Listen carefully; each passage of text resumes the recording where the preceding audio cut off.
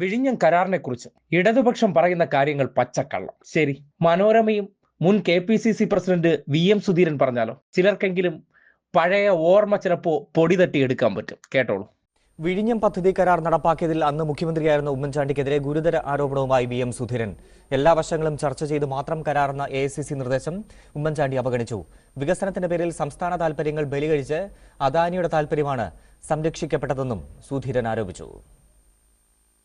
അന്ന് എടുത്ത തീരുമാനം എന്ന് പറയുന്നത് ഇതിൻ്റെ എല്ലാ വശങ്ങളും ചർച്ച ചെയ്യണം.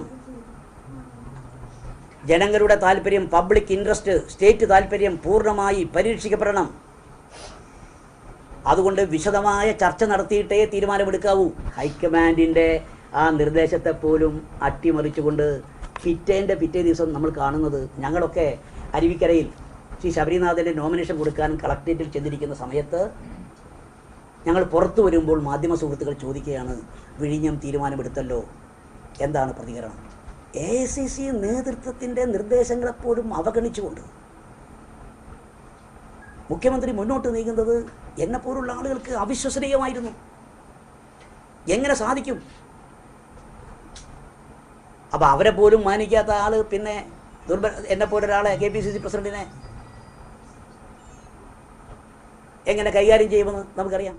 ഇതേ ഇടതുപക്ഷവും പറഞ്ഞുള്ളൂ. AICC പറഞ്ഞ കാര്യങ്ങളെ പോലും അട്ടിമറിച്ചുകൊണ്ട് പ്രത്യേക താല്പര്യം മുൻനിർത്തി ചില കാര്യങ്ങൾ ചെയ്തു. അത് അഴിമതിയാണെന്നും കടൽ കൊള്ളയാണെന്നും ഇടതുപക്ഷം പറഞ്ഞു.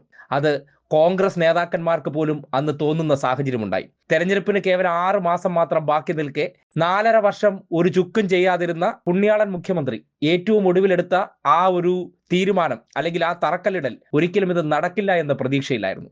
കാര്യം, അദ്ദേഹത്തിന്റെ കാലഘട്ടത്തിൽ തന്നെ ദേശീയപാതാ വികസനവും ഗെയിൽ പൈപ്പ് ലൈൻ്റെയൊക്കെ അവസ്ഥ നമുക്കറിയാലോ. പൂട്ടിക്കെട്ടി പോയിരുന്നു. സമാനമാണ്. കല്ലിട്ട് തെരഞ്ഞെടുപ്പിൽ ഒരു ഗിമ്മിക്ക് കാണിക്കാമെന്ന് കരുതി. പക്ഷേ തെരഞ്ഞെടുപ്പിന്റെ റിസൾട്ട് വന്നപ്പോൾ ഈ ഗിമ്മിക്കുകൾക്കെല്ലാം ജനം മറുപടി കൊടുത്തു. വെറും 72 സീറ്റിൽ അധികാരത്തിൽ വന്നവരെ എത്ര സീറ്റിനാണ് പുറത്തേക്ക് തള്ളിയത്? മറന്നില്ലല്ലോ അല്ലേ? 91 സീറ്റ്. അതാണ് ജനം കൊടുത്ത മറുപടി. അതുകൊണ്ട് ന്യായീകരണമൊക്കെ ഓക്കെയാണ്. പക്ഷേ സ്വന്തം പാർട്ടിക്കാരെയെങ്കിലും ബോധ്യപ്പെടുത്തിയാൽ മതിയായിരുന്നു. പോരാത്തതിന് ഉമ്മൻചാണ്ടിയുടെ കുഞ്ഞ് എന്നാണ് പറയുന്നത്. ഇത്ര വലിയ വികസന നായകനായ ഉമ്മൻചാണ്ടിക്ക് പിന്നീട് പാർട്ടിയിൽ എന്ത് സ്ഥാനമുണ്ടായിരുന്നു? ഇത്രയും വികസനം കൊണ്ടുവന്ന ചാണ്ടിച്ചായനെ എന്തുകൊണ്ടൊരു പ്രതിപക്ഷ നേതാവ് പോലും ആക്കിയില്ല? വേണ്ട KPCC പ്രസിഡന്റ്, വേണ്ട ഏതെങ്കിലും ഒരു സ്ഥാനം. അപ്പോ ഡയലോഗ് അടിക്ക് കുറച്ച് മാപ്രകൾ ഒപ്പം നിന്നാൽ എന്തും തള്ളാനായിട്ട് കോൺഗ്രസ്സുകാർ മതി. അതുകൊണ്ട് വാചക കസരത്തിനപ്പുറം യാഥാർത്ഥ്യങ്ങൾ ഇതൊക്കെയാണ്.